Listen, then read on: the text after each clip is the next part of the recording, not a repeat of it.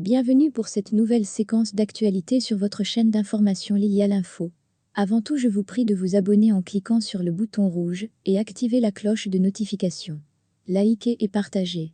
Plus de détails sur le titre du jour après le générique. Merci.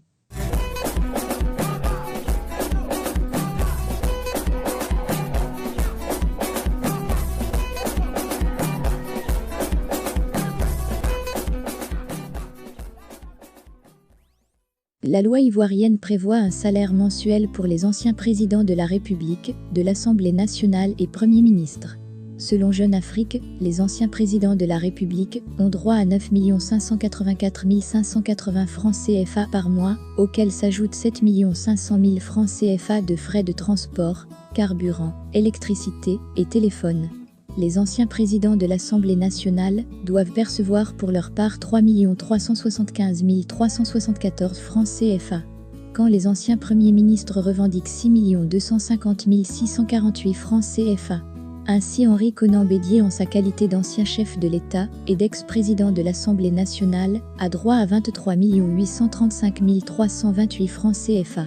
Quand Laurent Gbagbo a droit à 9 584 580 francs avec les indemnités.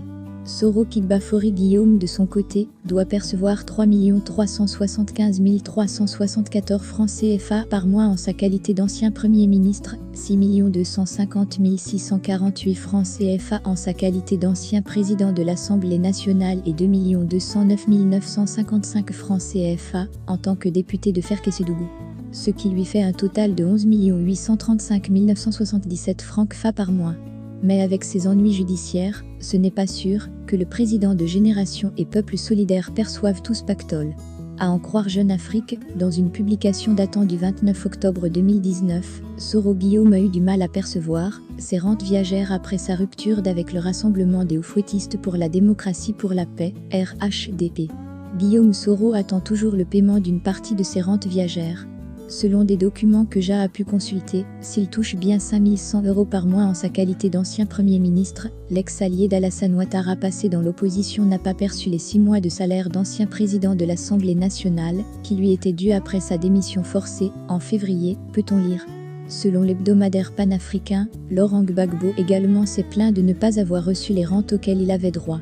Laurent Gbagbo s'est lui aussi plaint de ne pas avoir reçu, depuis son arrestation, en avril 2011, les rentes auxquelles ont droit les anciens présidents ivoiriens, révèle Jeune Afrique. Henri Konan Bédié, en revanche, n'a pas connu cette situation. Toutefois, précise notre source, le président du Parti démocratique de Côte d'Ivoire, Rassemblement démocratique africain, PDCIRDA, doit se passer de toutes les largesses supplémentaires qui lui étaient offertes par la présidence depuis son divorce d'avec Alassane Ouattara en août 2010.